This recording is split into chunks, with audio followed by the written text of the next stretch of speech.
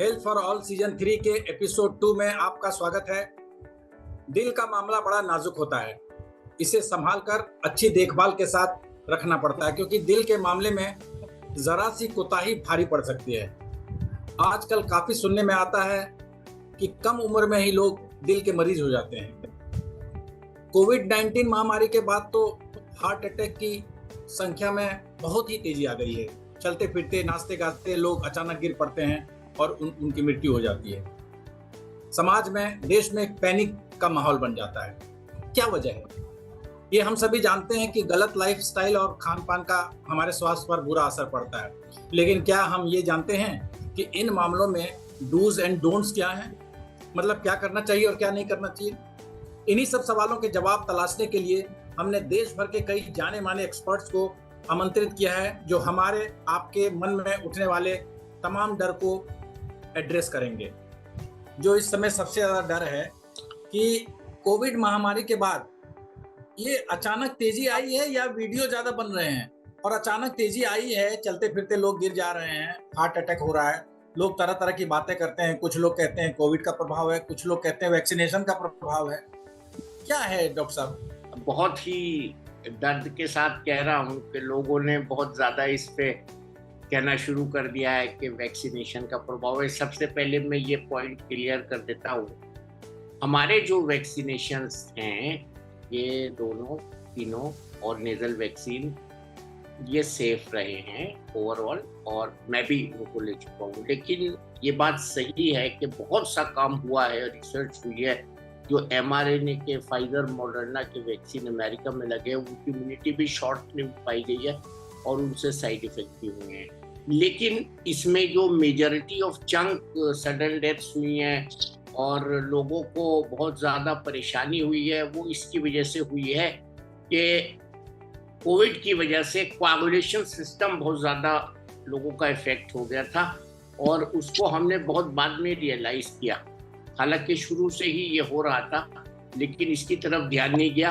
और कल ही मैंने पढ़ा है कि जो क्लॉट्स हैं, ऑर्डिनरी क्लॉट्स के अलावा क्लॉटिंग मैकेनिज्म को ये फेल कर देता है, ब्लीडिंग को भी ये चालू कर देता है। अजीब किस्म की क्लॉटिंग इसमें हो सकती है, जिसके लिए प्लेटलेट की भी ज़रूरत नहीं है।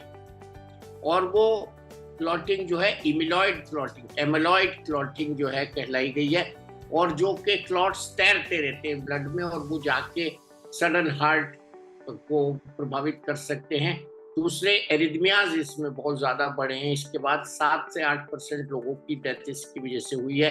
हमारे यंग कार्डियोलॉजिस्ट इसमें हमने खोया है डॉक्टर गौरव गांधी को, और जिससे पूरा दुनिया की जो डॉक्टरों की बिरादरी है और जो सेंसिटिव सोसाइटी के लोग हैं, सब हिल गए हैं कि किस तरह से एक दुबला पतला हेल्दी एक्टिव हार्ट का डॉक्टर जो खुद दूसरों को जीवन दान दे रहा था, कैसे वो सडनली सोते हुए उसकी डेथ हो गई। ये एक अजीब किस्म का डिटेरियोरेशन हुआ है हमारे क्लॉटिंग मैकेनिज्म में, जिसको कोविड ने खराब किया है, और उसकी वजह से ये नए नए मामले देखने में आ रहे हैं। शुरू में यही कहूँगा कि कोविड खुद पर से इस सडन डेथ्स और cardiovascular deterioration, even mental deterioration और लोगों के मेमोरी लॉस और बहुत सारी और ऐसी चीज़ें, जनरल सिम्टम जैसे बाल गिरना, भूख ना लगना, कमजोरी आना, एफिशिएंसी कम हो जाना, लंग फंक्शन खराब हो जाना, सांस फूलना, बगैर वजह के जो है थकान रहना,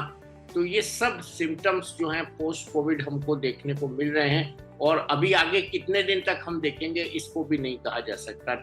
Doctor, Azam, I just want to ask you a question. How to improve blood circulation? I am tall, and doctors keep often telling me that I should improve blood circulation. What's all this about?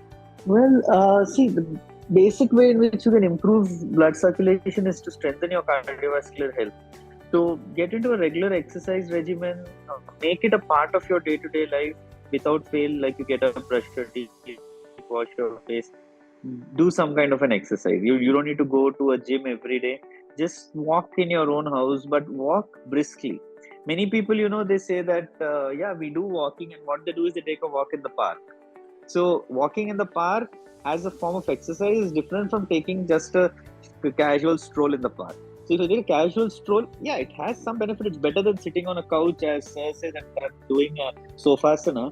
But it is doesn't serve of its purpose as an exercise. So you need to walk fast in such a way that you feel your heartbeat increase. You feel, some amount of sweat coming. You feel like you have done a workout. So you keep doing regular exercise. Gradually, you will notice your own exercise capacity increasing. So say, for example, the first day you go and take a brisk walk, you might start sweating and you might feel palpitations within 5 minutes. At this point, it's important that you don't push yourself further. The next day, you again do the same 5 minutes. So you do it until you start feeling comfortable doing that 5 minutes. Then you move on to 10 minutes, 15 minutes. Very often what we see, one mistake that people do is they are couch potatoes until this day. Tomorrow they decide, today I'm going to become Salman Khan, and they go to the gym and they do a 1 hour, 2 hours heavy exercise. That leads to problems. So don't do that. Exercise, if you're starting it off after a long break or you have never exercised, please start off slowly. Let your body get accustomed to that stress. Then you go on step by step. See, Rome was not built in a day. You can't transform yourself in a day. So take it slow, but make it a part of your day-to-day life, and you will definitely see results. So don't try to push yourself and one fine day decide, okay, I'm going to shed all the weight that I have gained in the last 5 years. It is not going to happen. You will cause more problems than doing good. And regular exercise is the best way you can improve your cardiovascular health and your circulatory health. क्या योगा का कोई heart connection है? क्या हम heart disease को prevent कर सकते हैं थ्रू योगा? कार्डियोवैस्कुलर जो डिजीजेस हैं, ये सभी लोग अभी समझ रहे हैं। इंडिया 2nd पोजीशन पर आ चुका है कार्डियोवैस्कुलर सिस्टम में ग्लोबली। एंड सबसे ज्यादा जो प्रॉब्लमेटिक होती है, ये जो कार्डियोवैस्कुलर डिजीजेस के जो सिम्टम होते हैं, फर्स्ट सिम्टम ही बहुत फैटल होता है। और ऐसा नहीं है कि ये जो सारी डिजीजेस हैं वो कम्युनिकेबल डिजीजेस हैं। These are non communicable diseases that can be easily prevented. Yoga की बहुत ज्यादा अवेयरनेस हो चुकी है। अभी तुरंत 21 को इंटरनेशनल योगा डे था। अवेयरनेस बहुत बढ़ चुकी है, फिर भी जो यंग जनरेशन है उनका रुझान अभी भी नहीं हो रहा है। Yoga is not only for your physical fitness. Health is not your कि आपके बॉडी में कोई फिजिकल एलिमेंट नहीं है। हेल्थ का मतलब है आप फिजिकली, मेंटली, स्पिरिचुअली हेल्दी हैं, जो कि ये कॉन्सेप्ट समझना अभी भी लोगों के लिए मुश्किल है। योगा सिर्फ फिजिकली फिट नहीं करती है। और कार्डियोवैस्कुलर डिजीजेस जो अगर मैं बोलूंगी स्ट्रेस से होता है, तो स्ट्रेस क्यों होता है? ये बॉडी में हार्मोनल चेंजेस लाती है और बॉडी की पूरी मेटाबॉलिज्म चेंज हो जाती है। तो योगा इन सभी चीजों को हेल्प करता है। It helps to your body, mind and soul. ऐसा नहीं है कि सिर्फ एक physical, yoga is not only a physical exercise. वो तो हेल्प होते हैं, there are certain asanas, but yoga, meditation, Sudarshan Kriya, ये जब सारे को कॉम्बिनेशन, एक कहते हैं ना कॉम्बिनेशन पैकेज, ये जब पैकेज के साथ जब कोई करना शुरू करता है तो ऑब्वियसली ये आपके माइंड, आपके बॉडी और आपके सोल को हील करता है, और ऑब्वियसली वो आपके कार्डियोवैस्कुलर डिजीज में भी हेल्प करेगा।